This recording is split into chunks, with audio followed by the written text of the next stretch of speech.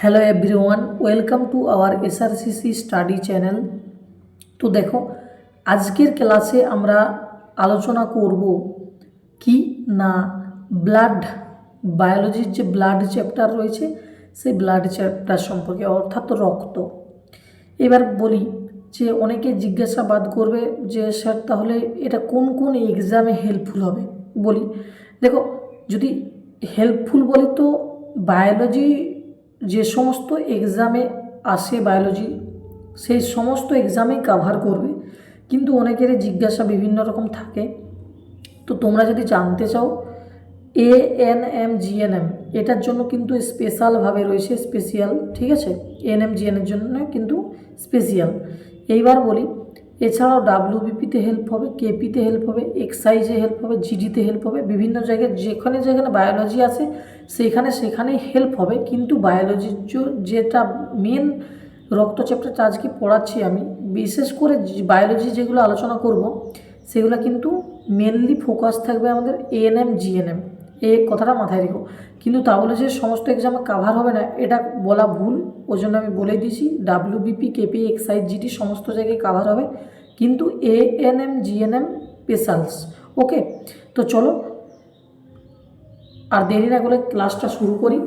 এবার একটা কথা বলি যে তোমরা চাইলে কিন্তু এই এএনএম জিএনএম দেখবে ইউটিউব চ্যানেল, যে এই মুহূর্তে তোমরা যে চ্যানেলে ভিডিওটি দেখছো সেখানে কি বলো তো একটা আলাদা করে এএনএম জিএনএম ব্যাচের প্লেলিস্ট রয়েছে, সেইখানে তোমরা চাইলে জয়েন করতে পারো। সেইখানে সমস্ত বায়োলজির যা কিছু আলোচনা করার মতো এক্সামে হেল্প যেগুলো হবে সমস্ত কিছু এভরিথিং, অঙ্ক থেকে শুরু করে জেনারেল অ্যাওয়ারনেস থেকে শুরু করে সমস্ত কিছুই দেওয়া হবে।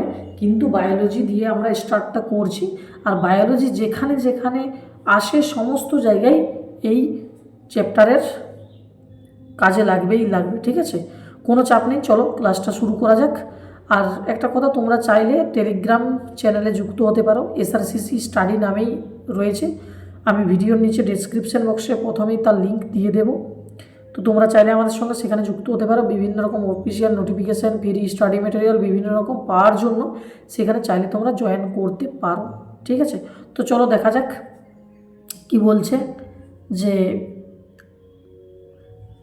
ব্লাড, অ্যাকচুয়ালি ব্লাড, খাতা পেন নিয়ে সবাই বসো। শুধু শুধু যদি শুয়ে শুয়ে ঘুমিয়ে দেখো তাহলে কিন্তু কাজে লাগবে না। তো ব্লাড রক্ত চ্যাপ্টার প্রথমেই আমরা জানবো কি, দেখো লেখাগুলো সব আমি ইংলিশে লিখবো, বাংলা বলে দেবো মুখে, তোমরা সমস্ত কিছু প্রথম থেকে লিখো। আর তোমরা যদি বলো কতটা হেল্প হবে, হেল্প তোমরা নিজেরাই বুঝতে পারবে যে কতটা হবে। তোমরা এবার সেটাকে গ্রহণও করতে পারো আর নাও গ্রহণ করতে পারো, ঠিক আছে। তো চলো দেখা যাক। তো এই যে ব্লাড, এই ব্লাড সম্পর্কে যে অধ্যয়ন অর্থাৎ study of blood, study of blood মানে রক্ত সম্পর্কে যে অধ্যয়ন বা পড়াশুনো তাকে আমরা কি বলি, হেমাটোলজি।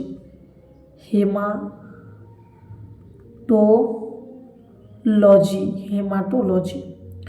নেক্সট, অ্যাকচুয়ালি ব্লাডটা কি, ব্লাডটা হচ্ছে প্রথম কথা বলি, যদি বলি ব্লাডটা হচ্ছে softest tissue of our body, অর্থাৎ সবচেয়ে নরম কলা আমাদের শরীরের। অথবা আরেকটা কথা বলতে পারি ব্লাডকে যে কানেকটিভ টিস্যু, অর্থাৎ কানেকটিভ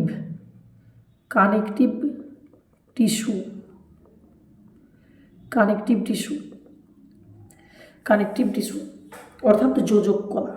ওকে, তাহলে ব্লাডটা কি অ্যাকচুয়ালি, এটা হচ্ছে সফটেস্ট টিস্যু আর হচ্ছে কানেকটিভ টিস্যু।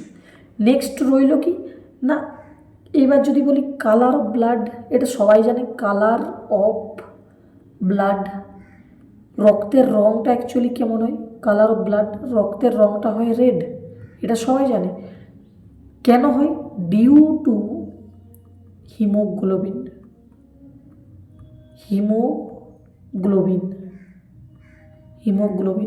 আমি ইংলিশেই লিখছি, তোমরা সবাই বাংলাতে যার যেখানে স্বাচ্ছন্দ্য বোধ করো সেখানেই লিখো। ক্লাসটা যদি ভালো লাগে বন্ধুবান্ধবদের সঙ্গে শেয়ার করো, ঠিক আছে। আমি যতটা আমার দিক থেকে 100% দেওয়া যায় ততটাই আমি চেষ্টা করছি, ঠিক আছে। ব্লাডের রং হচ্ছে রেড ডিউ টু হিমোগ্লোবিন, এটা সবাই জানে, বেসিক জিনিস। তো যদি এইটুকু হয়ে থাকে তাহলে আমি নেক্সট যাচ্ছি। তো ঠিক আছে, এবার বলি হিমোগ্লোবিন লাল হয় তার জন্য।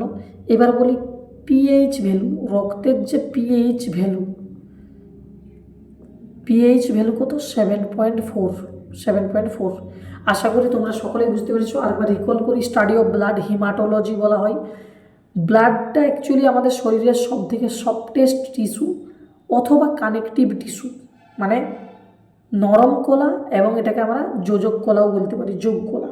এইবারে বলি যে রক্তের রং যে রেড হয় কিসের জন্য হয়? Due to haemoglobin. PH value 7.4। কেউ কেউ হয়তো বলবে যে স্যার পুরোটাই বাংলায় করুন। দেখুন, চাকরির জন্য পড়াশোনা করছো, সবসময় ইংলিশটাকে প্রেফার করার চেষ্টা করবে।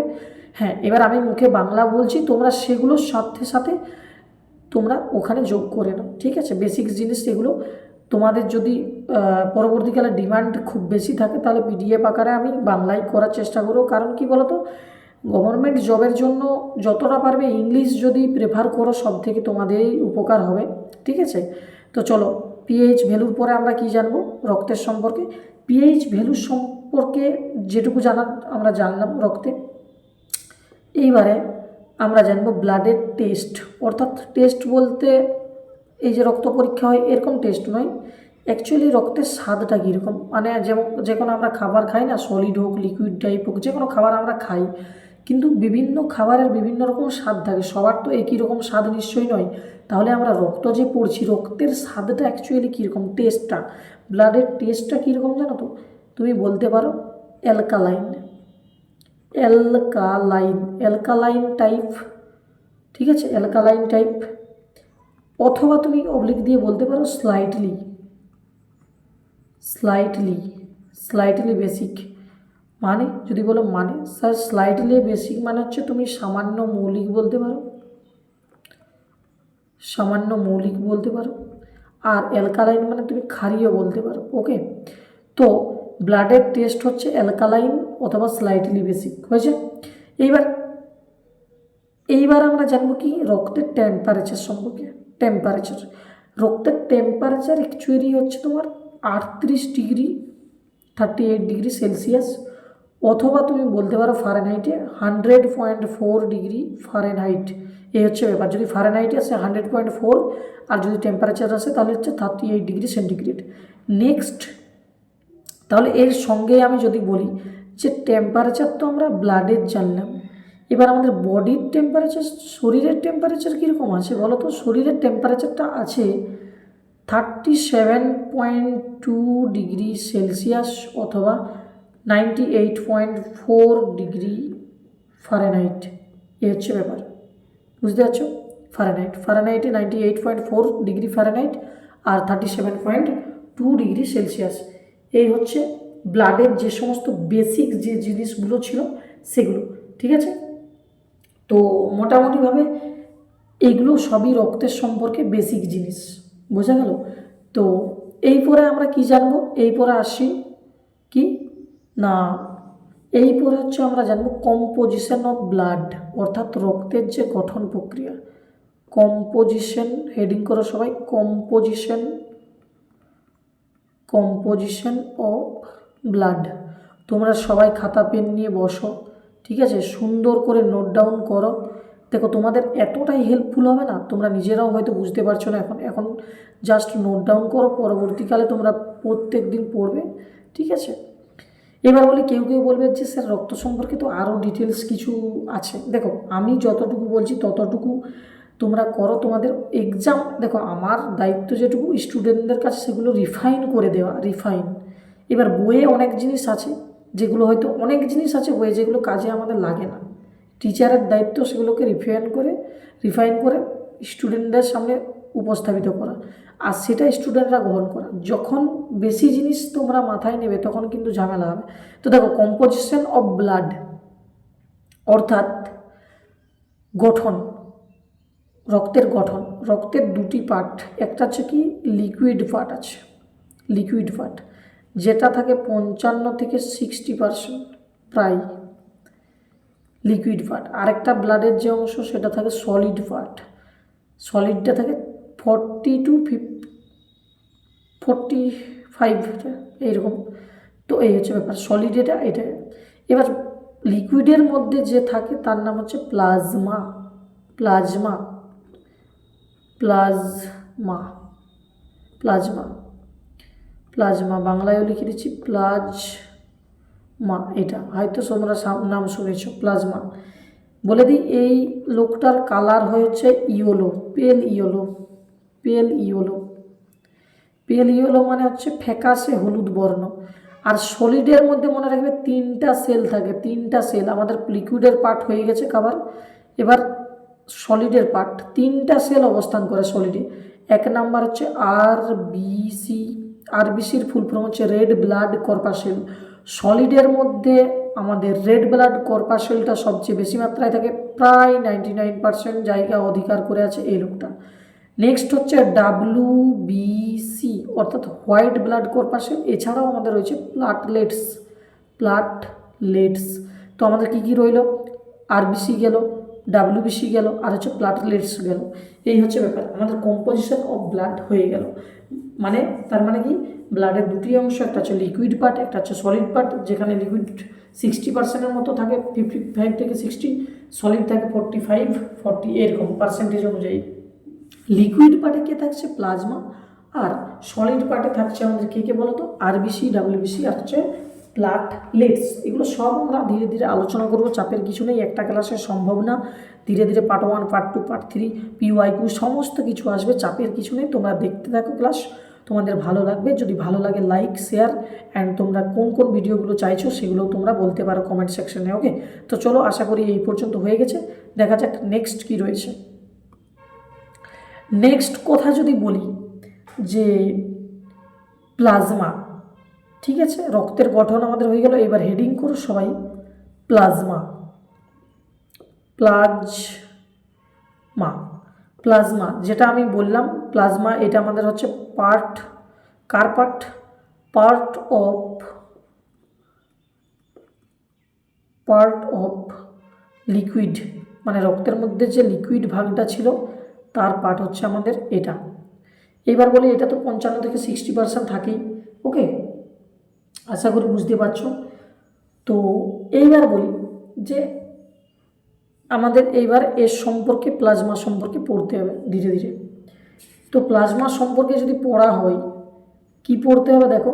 প্রথম কথা বলি যে প্লাজমা রং কেমন, বা প্লাজমাটা কি টাইপ। বলতে পারি প্রথমেই লিকুইড, আমরা আগেই জানলাম, ভালো করে দেখবে। লিকুইড অর্থাৎ তরল, তরল অংশ, যেটা লিকুইড পার্ট, তরল অংশ অফ, কার তরল অংশ, তরল অংশটা হচ্ছে আমাদের ব্লাডের। আচ্ছা, রক্তের তো blood, liquid part of blood. আচ্ছা, এই লোকটা দেখতে কীরকম বলো তো, মানে চিনবো কী করে এই লোকটাকে? এই লোকটাকে চেনার উপায় হচ্ছে, হচ্ছে পেল ইয়েলো। আমি আগেই বললাম পেল ইয়েলো। হচ্ছে রক্তের মধ্যে অবস্থানকারী ফ্যাকাশে হলুদ, ঠিক আছে। তো তোমরা দেখবে না, কোনোদিন যদি কারো রক্ত সংগ্রহ করার জন্য তোমরা যদি হসপিটালে যাও, ব্লাড ব্যাংকে যেখানে থাকে না, ওখানে একটা দেখবে ব্যানার টাইপ যেটা লাগানো রয়েছে ওইখানে। ট্রেনে যেমন ট্রেন ধরতে গেলে স্টেশনে লাগানো থাকে, প্ল্যাটফর্মে তোমার ওপরে, ঠিক আছে, রেলওয়ে স্টেশনে, ঠিক আছে, ওখানে উঠতে থাকে কত নম্বর প্ল্যাটফর্মে ট্রেনটা লাগছে। ঠিক ওই রকমভাবে ওই ব্লাড ব্যাংকের বাইরে একটা বোর্ড দেওয়া আছে, ইলেকট্রিক বোর্ড, যেখানে তোমার উঠছে যে প্লাজমা এত পার্সেন্ট রয়েছে, আরবিসি এরকম বিভিন্ন রকম পার্সেন্টেজ ওয়াইজ আছে। তো যাই হোক, পেল ইয়েলো অর্থাৎ ফ্যাকাশে হলুদ। এবার বলি ফ্যাকাশে হলুদ, যেমন রক্তের রং লাল, কেন লাল? ডিউ টু হিমোগ্লোবিন, মানে হিমোগ্লোবিনের জন্য। এবার আমাদের প্লাজমা, রক্তে অবস্থানকারী যে লিকুইড পার্ট ধূসর বর্ণের হয়, সেটা কেন ধূসর বর্ণের হয় বলছি, তোমরা শুনে নাও, তোমরা নিজের মতন করে লিখে নিও ওটাকে। পেল ইয়েলো হয় কারণ, ব্যাপারটা বলেছি, আমাদের যে লিভার রয়েছে, লিভার, তো সেই লিভার থেকে একটা পিগমেন্ট বেরোয়, পিগমেন্ট, তার নাম হচ্ছে বিলিরুবিন। যে লিভার থেকে একটা পিগমেন্ট বেরোয়, লিভার, এইটার ডিউ টু মানে এই যে পেল ইয়েলো হওয়ার কারণ বলছি আমি, কারণ কি না আমাদের যে শরীরের মধ্যে লিভার নামে যে একটা অঙ্গ রয়েছে লিভার, সেই লিভার থেকে একটা পিগমেন্ট বেরিয়েছে, পিগমেন্টটার নাম কি পিগমেন্ট, সেই পিগমেন্টটার নাম হচ্ছে কি বিলুরুবিন, বিলুরুবিন, বিলুরুবিন। এই বিলুরুবিন নির্গত হয় কোথা থেকে, লিভারে, লিভার থেকে পিগমেন্ট বেরোয় তার নাম হচ্ছে বিলুরুবিন।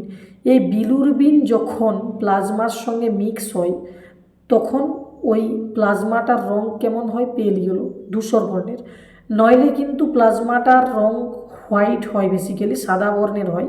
সেটা কোথায় উৎপত্তি হয় আমরা পরে আসছি, তো এটাকে তোমরা লিখে রাখো যে পেল ইয়েলো মানে ধূসর বর্ণের, ফ্যাকাশে ধূসর বর্ণ ফ্যাকাশে হলুদ বর্ণের হয় কিসের জন্য, কারণ এই যে লিভার থেকে একটা পিগমেন্ট বেরেন না, তার নাম কি বিলুরুবিন। এই বিলুরুবিন প্লাজমার সঙ্গে মিশে গেলে তখন তার বর্ণ হয় কীরকম, হালকা ধূসর বা ফ্যাকাশে হলুদ, ফ্যাকাশে হলুদ টাইপ আর কি। তো যাই হোক, ধূসর বলাটা ভুল হবে, ঠিক আছে, হলুদ বর্ণের, তো ফ্যাকাশে আর কি। এবার বলি যেটা মেন জিনিস, যেমন রক্তের জানলাম কম্পোজিশন, এইবার জানবো হচ্ছে প্লাজমার কম্পোজিশন, অর্থাৎ কম্পোজিশন অফ প্লাজমা মানে প্লাজমার গঠন প্রক্রিয়া। প্রথম কথা বলি প্লাজমার গঠন প্রক্রিয়া তোমাদের যদি বলা হয়, প্লাজমার গঠন প্রক্রিয়া যদি বলা হয়, ফার্স্ট কি লাগবে, ফার্স্ট লাগবে হচ্ছে ওয়াটার, ওয়াটার লাগবে, ওয়াটারটা প্রায় লাগে হচ্ছে 92%, বেশি মাত্রা থেকে ওয়াটার 92%। 2 নাম্বার লাগবে হচ্ছে তোমার সল্ট, 8% সল্ট মানে লবণ লাগবে হচ্ছে 8%। এছাড়াও আদার্স যে মেটেরিয়ালস যেমন সামথিং লিপিড লাগবে, আচ্ছা বিভিন্ন রকম হরমোনস রয়েছে, ঠিক আছে, বিভিন্ন রকম হরমোনস রয়েছে, আর এছাড়াও উৎসেচক মানে এনজাইমস, এত কিছু নিয়ে আমাদের কি তৈরি হয়, প্লাজমা। তাহলে আমরা কি কি জানলাম, আমরা জানলাম তোমার কি ওয়াটার আছে বেশিরভাগ 92%, তার মধ্যে রয়েছে 8% সল্ট, মানে 100%-এর মধ্যে জল আর লবণেই বেশি, সবটাই পুরো জায়গাটা ঘিরছে। এছাড়াও কিছু পরিমাণ লিপিড থাকে, হরমোন থাকে, এনজাইমস থাকে, বোঝা গেল, এই হচ্ছে ব্যাপার। তো আশা করি সকলেরই হয়ে গেছে। আমি নেক্সট এবার যাচ্ছি প্লাজমা সম্পর্কে, ওকে। এইবার বলি যে তাহলে অ্যাকচুয়ালি আমরা জানলাম প্লাজমার গঠন, এবার প্লাজমাটা তৈরি হয় কী করে, origin of plasma, origin of plasma, origin of plasma অর্থাৎ প্লাজমার যে উৎপত্তি, কোথা থেকে উৎপত্তি হয় দেখো বলে দিই, প্লাজমা উৎপত্তি হয় কোথা থেকে, বোন মেরো, বোন মেরো, বোন মেরো থেকে উৎপত্তি হয়, বোন মেরোতে উৎপত্তি হয় আমাদের হচ্ছে প্লাজমা, বোন মেরোতে উৎপত্তি হয় প্লাজমা, ঠিক আছে। এবার মনে রাখবে যখন বোন মেরোতে উৎপত্তি হয় প্লাজমাটা তখন তার কালার হয়, এই প্লাজমার কালার তখন হয় কীরকম, তখন হয় হোয়াইট। কিন্তু অ্যাকচুয়ালি আমরা কি পড়লাম, অ্যাকচুয়ালি আমরা পড়লাম যে প্লাজমার রঙটা হচ্ছে কীরকম, পেল ইয়েলো, অর্থাৎ হালকা হলুদ, ফ্যাকাশে হলুদ টাইপ। তাহলে তাহলে এখানে হোয়াইট কেন যদি বলো, দেখো বোন মেরোতে যখন আমাদের প্লাজমা উৎপত্তি হচ্ছে, যখন মানে জন্মগ্রহণ করছে বোন মেরোতে, তখন তার বর্ণ থাকে হোয়াইট। তারপরে আমাদের কি বলতো লিভার থেকে কি বেরোচ্ছে, লিভার থেকে একটা পিগমেন্ট বেরোচ্ছে, পিগমেন্টটার নাম হচ্ছে বিলুরুবিন, বিলুরুবিন। এই বিলুরুবিন যখন প্লাজমার সঙ্গে মিক্স হচ্ছে, যখন মিক্স হয় তখন পরবর্তীকালে পেল ইয়েলো হয়, অর্থাৎ ফ্যাকাশে হলুদ হয়। কিন্তু যখন উৎপত্তি হয় প্লাজমার তখন তার বর্ণ হোয়াইটেই থাকে। কথাটা আশা করি বুঝতে পেরেছ, যখন উৎপত্তি হয় তার বর্ণ থাকে হোয়াইট, লিভার থেকে আমাদের বের হয়েছে পিগমেন্ট একটা, তার নাম হচ্ছে বিলুরুবিন, যখন বিলুরুবিন মিক্স হয় তখন সেটা ফ্যাকাশে হলুদ টাইপ হয়ে যায়, ওকে। আচ্ছা এইবারে বলি যে এটা গেল, অরিজিনটা গেল। নেক্সট আমি যদি বলি কি, নেক্সট হচ্ছে আমাদের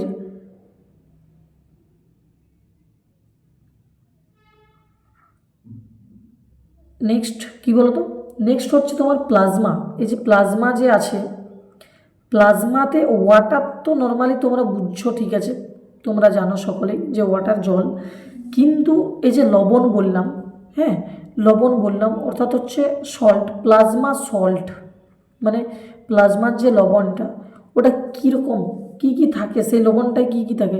প্রথম কথা বলি লোহা থাকে Fe2+, তারপর কি থাকে আয়োডিন থাকে, আয়োডিন থাকে, আর কি থাকে কার্বোনেট আয়ন্স, কার্বোনেট আয়ন্স, কার্বোনেট আয়ন্স থাকে। তাহলে বোঝা গেল লৌহ থাকে মানে Fe2+, আয়োডিন থাকে, কার্বোনেট আয়ন্স থাকে। তো এটা হচ্ছে প্লাজমা সল্টের প্রকৃতি, মানে যে প্লাজমার মধ্যে যে লবণটা থাকে তার প্রকৃতিটা কি, ওই লবণের মধ্যে কি কি অবস্থান করে, এইটা থাকে Fe2+, আয়োডিন থাকে, কার্বোনেট আয়ন্স থাকে, এইগুলো থাকে।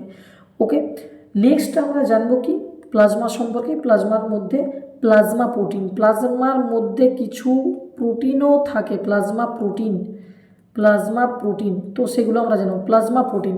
তো প্লাজমা প্রোটিন সম্পর্কে আমি যদি বলি, প্লাজমার যে প্রোটিন আছে 4টা প্রোটিন আছে বেসিক্যালি। 1 নাম্বার প্রোটিনের নাম হচ্ছে কি অ্যালবুমিন, অ্যালবুমিন। আচ্ছা, নেক্সট 2 নাম্বার যে প্রোটিন তার নাম হচ্ছে কি অ্যামিউনোগ্লোবুলিন, অ্যামিউনোগ্লোবুলিন।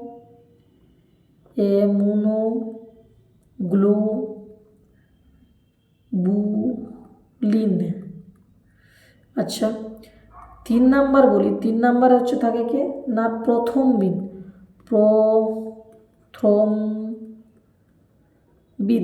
ওকে, 4 নাম্বার বলি আরেকটা রয়েছে, তার নাম হচ্ছে ফিব্রিজেমস, ফিব্রিজেমস বা জেমস। দেখো এইবার একটা কথা বলি তোমাদেরকে, তোমরা হয়তো বড় হয়েছো, এইটুকু জ্ঞানবোধটা তোমাদের মধ্যে সকলেরই আছে যেহেতু কম্পিটিটিভ এরিয়ায় পড়ছো। এই যে স্পেলিংগুলো দেখছো, এই স্পেলিংগুলো কিন্তু যখন তোমরা বাংলা কোনো জিকেজিএসের ধরো বই নিয়েছো, বায়োলজির রক্ত চ্যাপ্টারটা পড়ছো বা রক্তটা তোমরা কোনো জায়গা থেকে পড়ছো ওইখানে, তো বিভিন্ন রকম স্পেলিং, আকার একার উকার বিভিন্ন রকম এদিক সেদিক হয়। তো এগুলো তো অবজেক্টিভ পরীক্ষা হয় কম্পিটিটিভ এরিয়াতে সবাই, যেগুলো তোমার তোমার ইউপিএসসি আর তোমার যেগুলো এক্সিকিউটিভ, যেগুলো ডেসক্রিপটিভ থাকে মিসলেনিয়াস বিভিন্ন এক্সামে, সেখানে আমাদেরকে ডেসক্রিপটিভ লিখতে হয়।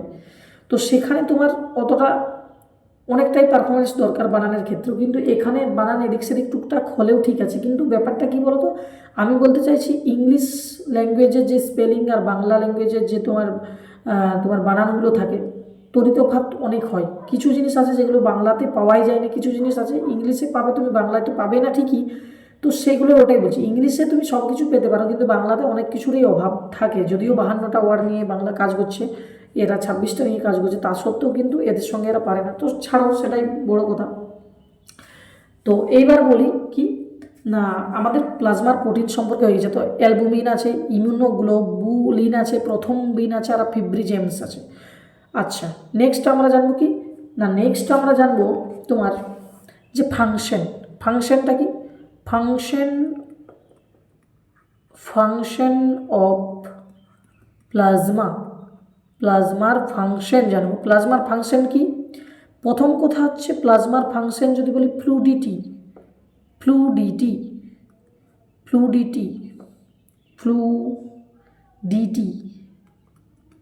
আচ্ছা, ফ্লুইডিটি মানে কি, ফ্লুইডিটি মানে আমি বুঝিয়ে দিচ্ছি, তোমরা নিজের মতো করে নোটসটা বানাও। ফ্লুইডিটি মানে হচ্ছে তোমার আমাদের শরীরের মধ্যে যে রক্তটা রয়েছে, ঠিক আছে, সেই রক্তটা যে কতটা পরিমাণ চারিদিকে ছড়িয়ে পড়বে, কোথায় কতটা পরিমাণ থাকা দরকার, আর কোনখানে কতটা বেশি চাপ সৃষ্টি করবে, তো সেই সমস্ত জিনিসগুলোকেই ফ্লুইডিটি বলা হচ্ছে।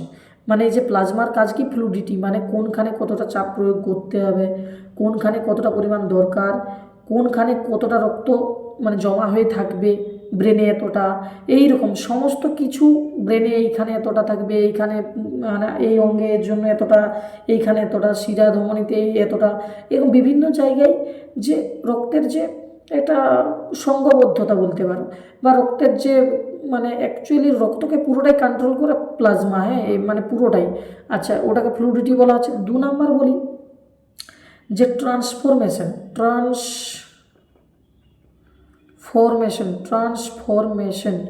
ট্রান্সফরমেশন অর্থাৎ কি না তোমার বহন করা আর কি। ট্রান্সফরমেশন অফ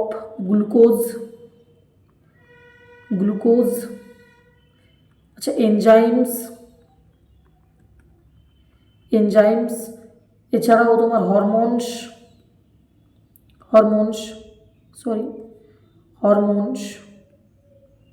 আচ্ছা তোমার রয়েছে অ্যান্ড আদার সেল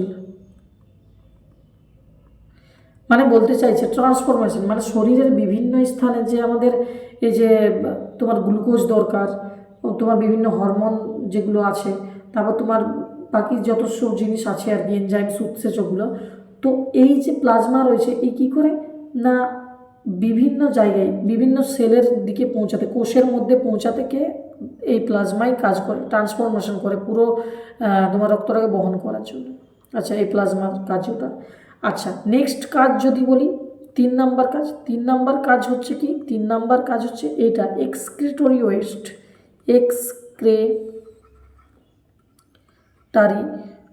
ওয়েস্ট যেগুলো আমাদের বর্জ্য পদার্থ আছে শরীরের মধ্যে of our body excretory West মানে যেগুলো আমাদের বলতে পার বর্জ্য পদার্থ আমাদের শরীরের মধ্যে, সেগুলো যেগুলো আছে সেগুলোকে তোমার এই যে আমাদের লিভারের মধ্য দিয়ে বলতে পারো, তারপর তুমি বলতে পারো স্প্লিনের মধ্যে মানে তোমার লিভার, তোমার হচ্ছে স্প্লিন মানে প্লিহা, কিডনি মেন ভূমিকায় যে আছে কিডনি, তো এই যে এগুলো আছে কিডনি ইজ অলসো বুঝিয়ে দিচ্ছি দাও অলসো ট্রান্সপোর্টেবল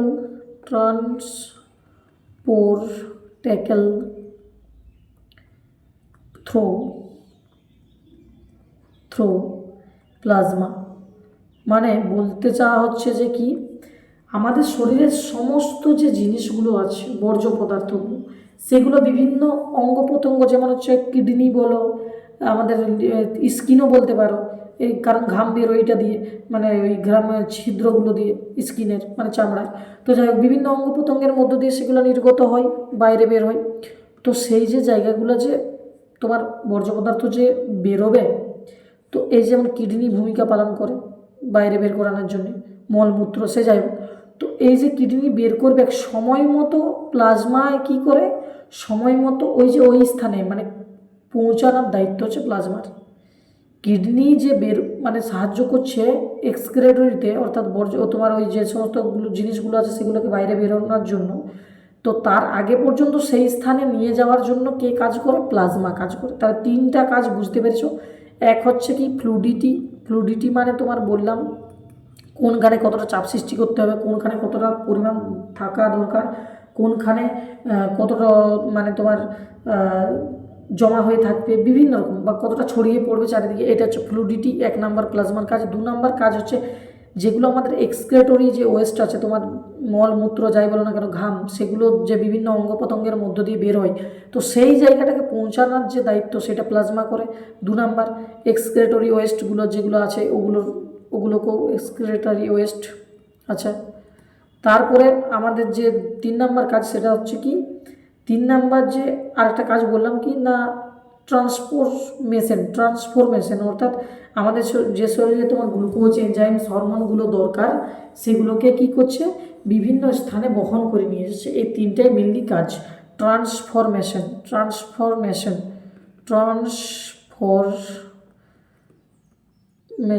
তো এগুলোই ছিল তোমার প্লাজমার মেন কাজ। তো আমাদের আজকে কি কমপ্লিট পুরো হয়ে গেল কি প্লাজমা পুরো কমপ্লিট এর বাইরে কিচ্ছু তোমাদের জানার দরকার নেই। তো তোমাদের অনেকটাই হেল্প হবে। তো যদি ক্লাসটা ভালো লাগে তোমরা লাইক, যদি বন্ধুবান্ধবদেরকে জানানোর থাকে যে অথেন্টিক কিছু পেলাম তাহলে তোমরা জানাতে পারো। আর যদি এই রকম আগামী দিনে আবার কোনো নতুন সেশন চাইছো তো কমেন্ট করতে পারো।